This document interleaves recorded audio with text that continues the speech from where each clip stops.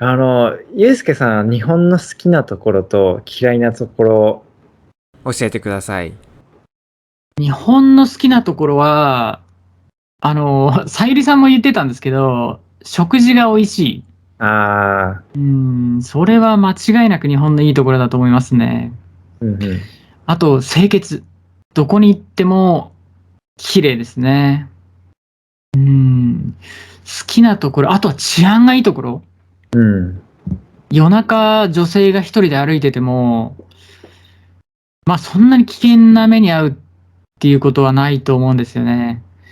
繁華街を歩いてれば、ちょっと変な男性が寄ってくるとか、そういうのはああると思うんですけど、はい。突然お金を取られるとか、突然後ろから殴られて、持ってるものを持ってかれるとか、そういう経験がある人ってほとんどいないと思うんで、治安もかなりいいですよね。だから日本のいいところはその辺だと思います。うん。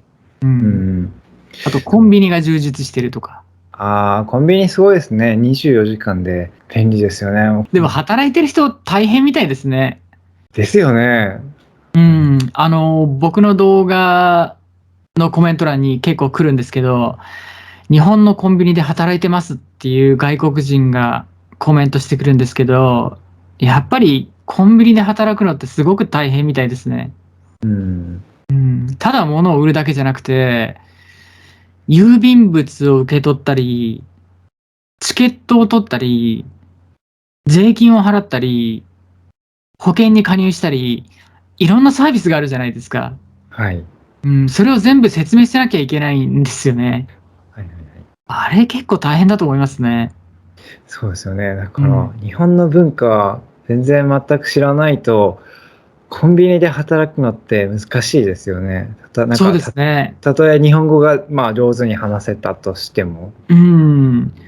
で、ゆうすけさん、日本の嫌いなところは何かありますか？日本の嫌いなところ、同調圧力が強いところだと思いますね。やっぱりそうですか。うん。まあ、同調圧力というものに関しては、日本に来てみないとわからないと思うんですよね。実際に日本に来て、日本で働かないとわからないと思いますね。うん。例えば、上司が言ったことには逆らわないとか、はい。ある意味では、ちょっと軍隊式みたいな感じが日本の中に残ってると思いますね。うん。上下関係が厳しいっていうことですよね。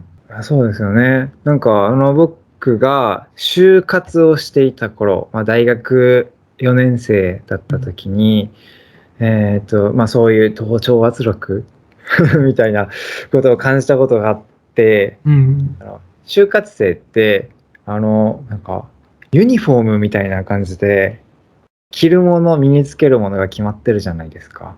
そうですね。髪型もね、なんか、男は黒髪みたいな。女性は、まあ、染めても少し暗い茶色みたいな。なんか、ルールみたいなのがね、あるんですよね。そうなんですよ。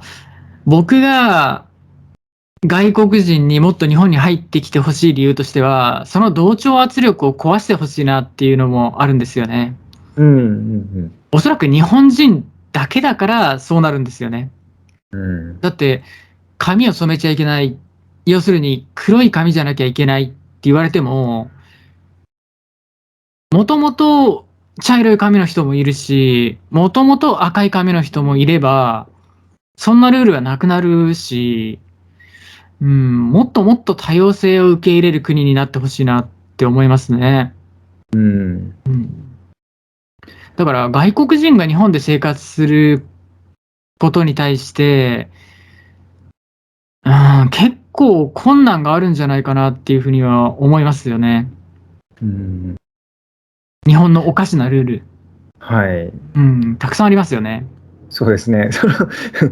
多分、これはあげたらキリがないですね。嫌いとかじゃなくて、おかしなルール。なんか、なんでってのは、ありますね。いっぱいありますね。まあどこの国にもおかしなルールいっぱいあると思うんですけど、はい。日本は結構多いと思いますよね。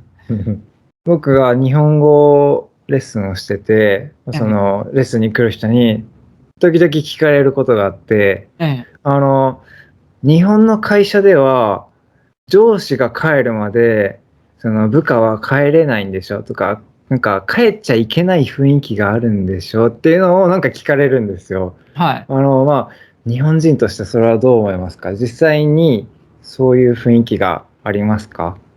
あります。ただ僕は上司がいても帰りますけど、はい。笑顔でお疲れ様ですって言って帰りますけど、はい。その雰囲気に負けて残業してはいけません。うん。まあ、確かにそうなんですよね。なんで帰りにくいかっていうと、要するにみんな帰らないからなんですよね。うん。例えば、午後6時に仕事が終わって帰ろうとしても、上司が残っていたら、なんか帰りにくいんですよね。言葉ではうまく説明できないんですけど、そういう目で見てくるんですよね。先に帰るのっていう目で見てくるんですよね。まあ、もちろん言わないですよね。そのもちろん言わないです。言葉では言わないですけど。で、多くの人が、その怖い目に負けて、上司が帰るまで、ちょっと働いたりして、無駄な時間を費やしてます。それ、完全に日本の悪いところですよ。そうですよね。で、僕はそれすごく嫌いなんで、はい。どれだけ見られても、完全に無視して、帰りますって言って、僕は帰ります。で、僕に釣られて、周りの人も帰ります。なので、誰かが帰れば帰れるんですよ。だから、まあ僕には上司も部下もいますけど、まあ少なくとも僕の部下は、まあ結構働きやすいんじゃないかなとは思ってます。なるほど。同調圧力の話をさっきしましたけど、それもちょっと関係してるかもしれないですね。なんかみんながまだいるから、じゃあ、まだいいよ、みたいな。完全に関係してると思いますね。しかもそれが、暗黙のルールなんですよね。難しい言葉で言うと、不分律って言うんですけど、決まってないルールなんですよね。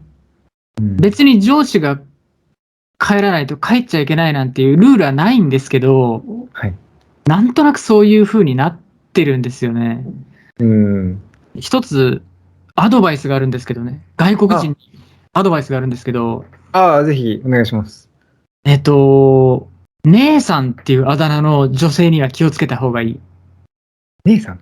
そう。姉さんっていうあだ名の女性は、絶対気が強い女性だから、気をつけた方がいい。女性のリーダーは、姉さんっていうあだ名で呼ばれることが多いんで、それだけです。なるほど、なるほど。それは面白いですね。その人に歯向かうと、結構大変なことになる。なので、姉さんには気をつける。それだけです。はい。皆さん気をつけてください。姉さんに気をつけてください。はい。はい。皆さんは日本のどんなところが好きですか？嫌いなところもありますか？コメント欄で教えてください。次の動画では僕が日本で外国人と働いた時に感じたカルチャーショックについて話します。また次の動画でお会いしましょう。またねー。